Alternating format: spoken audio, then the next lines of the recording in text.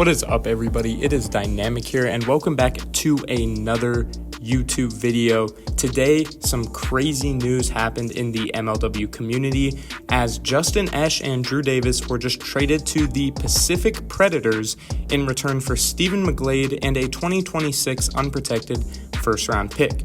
Now, when I heard this news dropped, which was about 3 minutes ago from recording this, I said, man, I just gotta get on recording this. I dropped everything else I had and I said I gotta get a video out to y'all. So if you guys want more MLW content, I am going to ask you guys to subscribe because it's free and I usually get these videos out pretty fast with some good news for you guys. So if you guys like that, consider subscribing to the channel as we are on the road to 1,000 subscribers. Now let's talk about the Drew Davis trade. So like I said earlier, if we go over how this trade really went down, it started with Drew Davis announcing that he would no longer be the captain of the Cobras, and we kind of knew what that meant, right? We knew that it meant that since Drew was stepping down, he was going to allow Caden Irwin to trade him. This was news that was given out by MLW, so everyone knew. We were just kind of waiting for the news to be announced. I predicted on my Instagram that I did think Drew Davis was going to go to the Predators, even though I didn't really think the trade was going to look like this.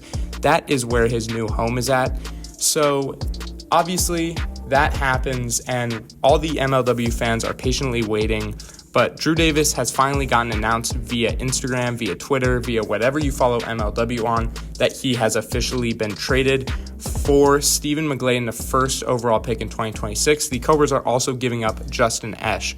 So it's definitely very interesting, but I think if we look at this trade from both teams, we start to gather more information on whether or not this was a good trade for both teams. So I'm going to give you guys my opinion straight away because I honestly believe that this is not a great trade for either team. I really do think that this trade could go down pretty badly. I think it's really risky, but mostly for the Predators, I think it's pretty risky, and I'll explain why now in the Predators' point of view.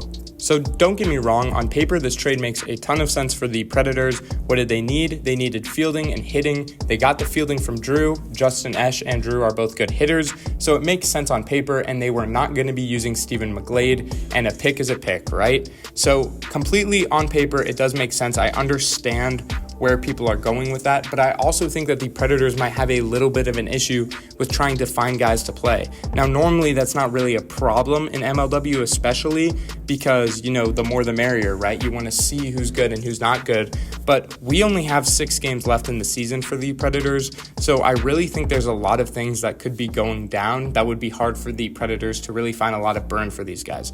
Just listing off some players on their roster, they have Evan Porter who can hit, and then also Ryan Kratch, Brendan Russell, Alec Warda, Rudy Ramirez, Levi Fleer, Drew Davis, and Justin Esch. So that is a lot of players. I might have even forgot one while naming them back, but that is a lot of mouths to feed, a lot of guys who are going to want to come up and hit the ball, especially having guys like Levi Fleer and Justin Esch. Those are 2 younger players who you want to see them get as many at-bats as possible. So that's definitely something that I think the Predators might struggle with coming into the late of the season.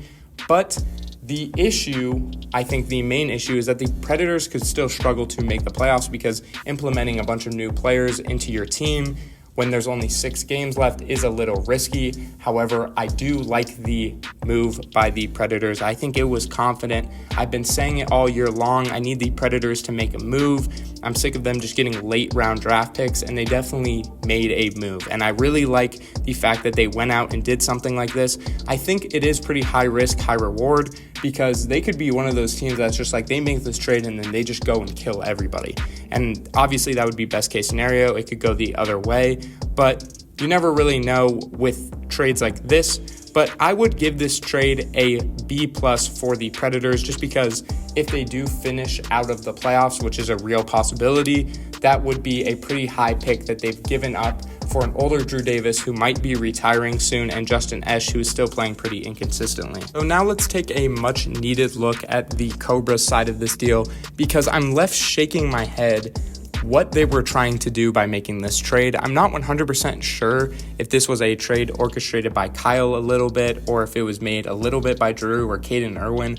I have really no idea who made the trade exactly. I do think it was mostly Caden, but If you guys don't know, in the MLW, there's a lot of moving pieces to trades happening. It's not as simple as just like, you're the captain, I'm going to trade this guy. There's a lot of moving pieces. I do think Caden made the trade, and I am kind of confused by it a little bit. Obviously, Justin Esch is a young player. He has a lot of potential. So I think that is the biggest asset they gave up, because obviously Drew Davis kind of wanted out. That makes sense. You give up Drew Davis for Stephen McGlade in the first round pick. That makes sense. But giving up Justin Esch as well is really difficult for me to deal with, because in my opinion, he was one of those guys that he had potential. He had a really good bat. He wasn't a bad fielder. I think he had a good attitude. I think he fit well on the Cobras, and trading him away is a big loss for a pitcher who has never really been able to prove himself in a while. Stephen McGlade, who, if you guys have watched the channel, you know I'm not the biggest fan of Stephen McGlade. However, I do think that he has some really nasty stuff sometimes. I hope he can bring that to the Cobras. But on paper, it doesn't look like a good trade, because Stephen McGlade isn't one of the best pitchers in the league. I wouldn't even really put him like top 15, and there's only about like 16 pitchers in the league. And also, you're getting that first round pick for next year, which could be a high pick, but also, like I said, if the Predators run the table, it could be a very wish-washy pick that just doesn't look good for your team at all. So I know the Cobras are kind of trying to tank by doing this, but I think they could have gotten some younger assets, maybe tried to make this deal for Levi Fleer or Evan Porter or something like that, but they weren't really able to get it done. And for that reason, I'm feeling like a C- to a C on this trade. I just don't really love it for the Cobras, but I do like that they're kind of moving into a new chapter and into like a new version of themselves. So guys, let me know what you think about this trade in the comments below. I'll definitely be taking a look out of all those comments. And if you want more MLW videos, make sure to subscribe to the channel and also like the video. Love y'all. Peace.